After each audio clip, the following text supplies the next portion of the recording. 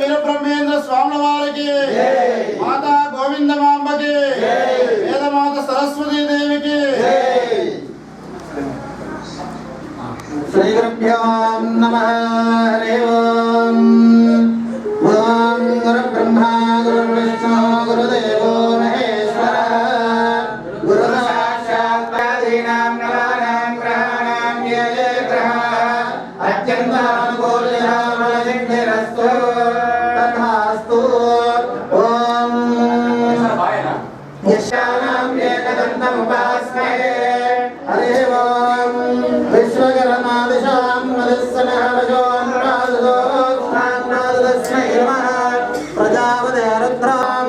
బోలో విశ్వకర్మ భగవానికి, వేదమాత గాయత్రీ దేవికి,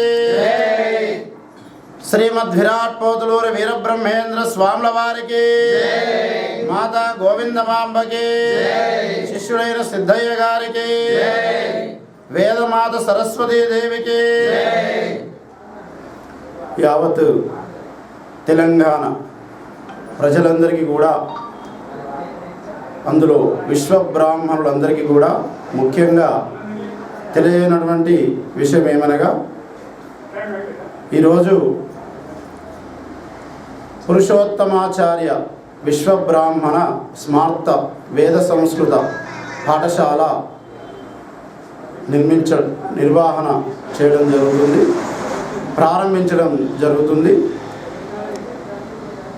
మరి విశ్వబ్రాహ్మణ పూర్వ ఔన్నత్యాన్ని విశ్వబ్రాహ్మణులందరూ కూడా నిలబెట్టేటువంటి అవకాశం ప్రతి కుటుంబానికి, ప్రతి గ్రామంలో ఉన్న విశ్వబ్రాహ్మణులందరికీ కూడా ఈ యొక్క పౌరోహిత్యం నేర్పించాలనేటువంటి ముఖ్య సదుద్దేశంతో ఈ యొక్క పురుషోత్తమాచార్య వేద సంస్కృత పాఠశాల అనంతారం రొడ్డం మండలం జిల్లా జగిత్యాలలో ఈరోజు మహావైభవంగా పూర్వ విద్యార్థులు మరియు వేద పండితులు మరియు నూతన విద్యార్థులు వీరందరి యొక్క చేతుల మీదుగా ఈ యొక్క పురుషోత్తమాచార్య విశ్వబ్రాహ్మణ వేద సంస్కృత పాఠశాల ప్రారంభించడం జరిగింది.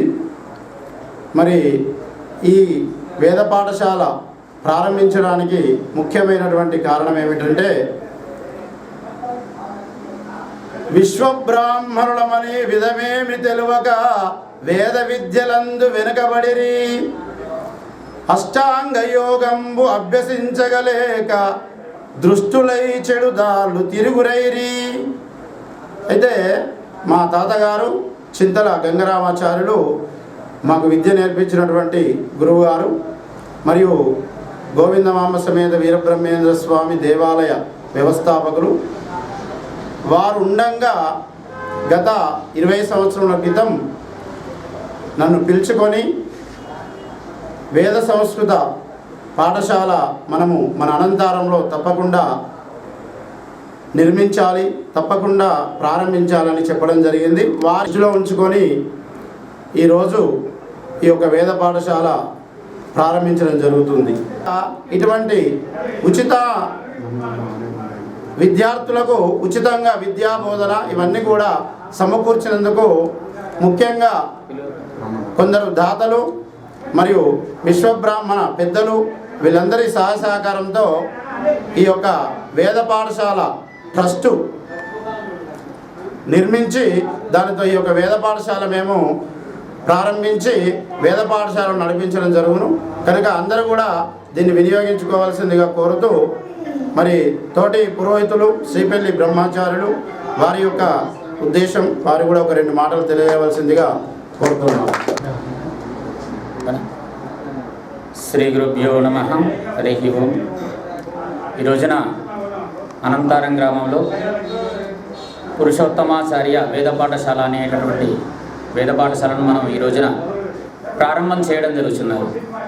మరియు విశ్వబ్రాహ్మణులకు ఈ ఔన్నత్యాన్ని తెలియజేయడం, ధర్మ ప్రకారంగా మరి హిందూ సాంప్రదాయంలో ఉన్నటువంటి ధర్మాన్ని అంటే ధర్మం అనేటటువంటిది పురోహితంలో ఉంటేనే ధర్మం అనేటటువంటి తెలుస్తుంది. మనం ఏ పని చేసినా కానీ మరి హిందూ ధర్మం తెలవాలంటే ఖచ్చితంగా పురోహిత విద్యను, జ్యోతిష విద్యను మనం నేర్చినప్పుడే ఆ ధర్మం అనేటటువంటి మనకు తెలియపరుస్తుంది. మన పిల్లలకు అందరికీ కూడా విశ్వబ్రాహ్మణుల ఔన్నత్యాన్ని తెలియజేయడం కోసము మరియు ఈ కార్యక్రమాన్ని ధర్మ ప్రకారంగా నిర్వర్తించాలి. ఎందుకంటే మనం ఈ రోజున పురోహితులం విద్య నేర్చుకున్నాం, ఏదో వృత్తి కోసం కాకుండా ధర్మ ప్రకారంగా దీన్ని మనకు ముందుకు తీసుకెళ్ళాలి. ఇందులో ఉన్నటువంటి స్మార్త కర్మలు ఏవైతే ఉన్నాయో ఆ కర్మలన్నింటినీ కూడా నిర్వర్తించుకొని ముందుకు వెళ్ళాలి.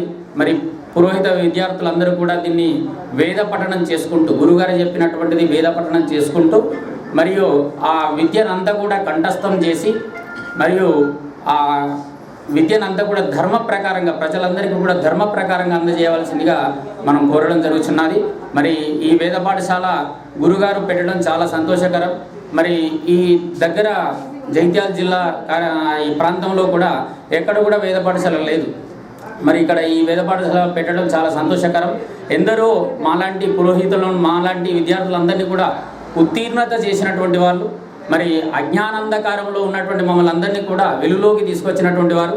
మరి ఇంకా కూడా ఈ యొక్క తాతగారి ఆశీర్వాదం, చింతల గంగరామాచారి ఆశీర్వాదంతో మరి మా యొక్క గురుగారు గుగ్గిల పురుషోత్తమాచారి వారు ఇంకా మునుముందుగా ఈ యొక్క విద్యార్థులు నేర్పి ఈ యొక్క కార్యక్రమాన్ని ఇంకా కూడా ముందుగా తీసుకెళ్లాలని మరి ఉద్దేశపూర్వకంగా చెప్పడం